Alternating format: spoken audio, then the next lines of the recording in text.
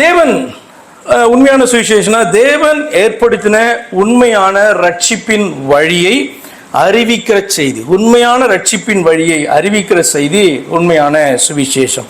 உண்மையான ரட்சிப்பின் வழி அல்லது சத்திய பாதை, ஜீவ மார்க்கம், பரலோகத்துக்கு போகிற வாசல் அப்படின்னு சொன்னா என்ன அர்த்தம்? ஒவ்வொருத்தரும் ஒவ்வொரு மாதிரி என்ன பண்ணலாம், இந்த காரியத்தை அறிவிக்கலாம். ஃபார் எக்ஸாம்பிள், இயேசு கிறிஸ்துன்ற வார்த்தை எல்லாத்துலேயுமே காணப்படும். பிதான்ற, அதாவது தேவன் என்கிற வார்த்தை எல்லா சுவிசேஷத்துலையும் காணப்படும். எதுக்கு சுவிசேஷம்? தேவனிடத்துல போய் சேர்றதுக்கு, பரலோக ராஜ்யத்தில் போய் சேர்றதுக்கு. இப்படி எடுத்துக்கோங்களேன், ஒரு ரோடு, இந்த ரோடு அல்லது இப்படி ஒரு ஏணி, பரலோகம் பூமி, அல்லது இப்படி ஒரு வழி, இங்கே நம்ம பூமியில் இருக்கோம், இந்த இடத்துல வந்து பார்த்தீங்கன்னா பரலோகத்துக்கு கொண்டு போய் சேர்க்கிறதற்காக.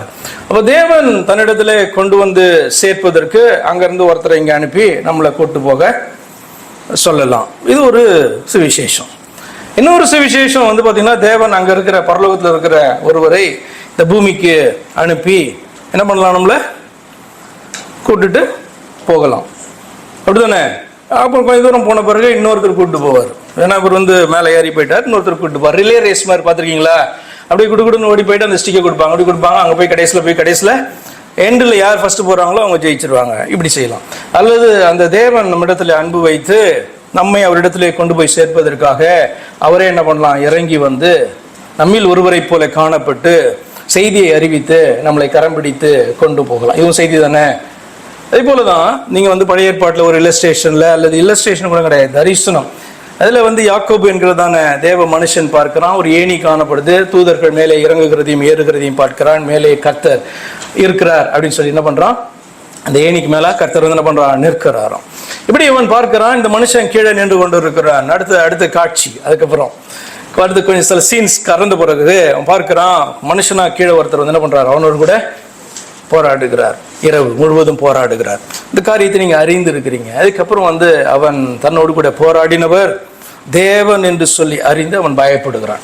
அதனால சிந்தித்துக் கொள்ளுங்க, மேலே இருக்கிறதான கர்த்தராகிய தேவன் தன்னிடத்திலே தன்னுடைய ஜனத்தை அழைத்து கொண்டு போவதற்காக இந்த பூமியிலே மனிதனாக இறங்கி கொண்டு போகிறார், அழைத்து கொண்டு போகிறார் என்பதும் செய்திதான். யாரையோ இன்னொருத்தரை அனுப்புனார் என்பதும் செய்திதான்.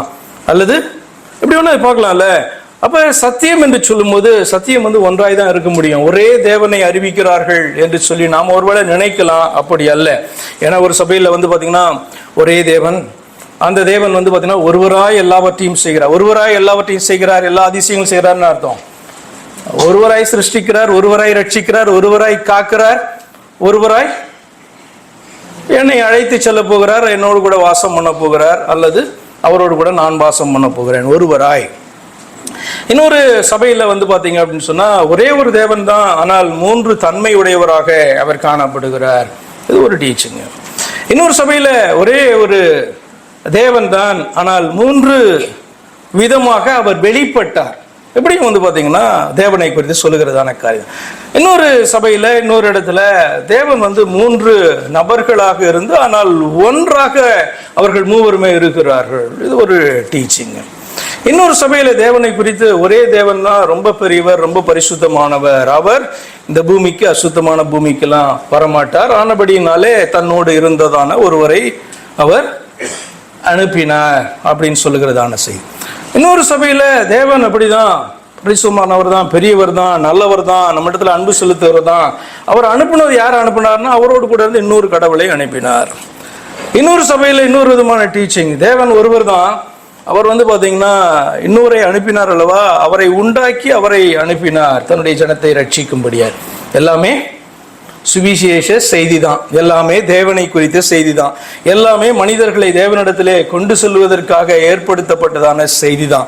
ஆனா ஏதோ ஒண்ணுதான், ஒரு செய்தி தான் உண்மையாக இருக்க முடியும், அதை நாம தான் ஆராய்ந்து பார்க்க முடியும். எல்லாம் வந்து பாத்தீங்கன்னா பரலோகத்துக்கு கொண்டு போறதுக்கு எல்லாம் ஒரே வழிதான் என்று சொல்லி நினைத்தால் ஏமாந்து விட முடியும். அப்ப உண்மையான சுவிசேஷம் என்று சொன்னால் தேவன் யார் என்பதை குழப்பாமல் தெளிவாக அறிவிக்கிற செய்தியின் பெயர் உண்மையான சுவிசேஷம். தேவன் தானே மனிதனாக வெளிப்பட்டு தமது சரீர மரணம் மற்றும் சரீர உயிர்த்தெழுதலினால் மனுக்குலத்திற்கு, மனுஷர்களுக்கு பாவ மன்னிப்பை உண்டு பண்ணினார் என்று அறிவிக்கிற செய்தியே உண்மையான சுவிசேஷம்.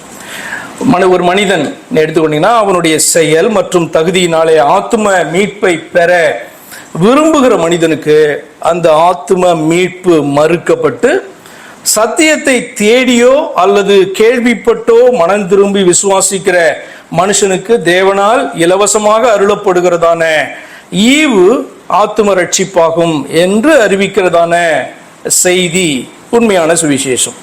தேவனுடைய ராஜ்யத்தை சுதந்திரிக்கக்கூடிய எதிர்கால நம்பிக்கையை கொண்டுள்ளதான செய்தி சுவிசேஷ செய்தி அல்லது உண்மையான சுவிசேஷம். சுருக்கமாக சொல்லணும்னா, மனிதனுடைய ஆத்மாவை மீட்பதற்கான சக்தியை உள்ளடக்கியதான செய்தி தான் பாத்தீங்கன்னா காட்ஸ்பெல் அல்லது காஸ்பல் அல்லது சுவிசேஷம் என்று சொல்லுகிறதான காரியம்.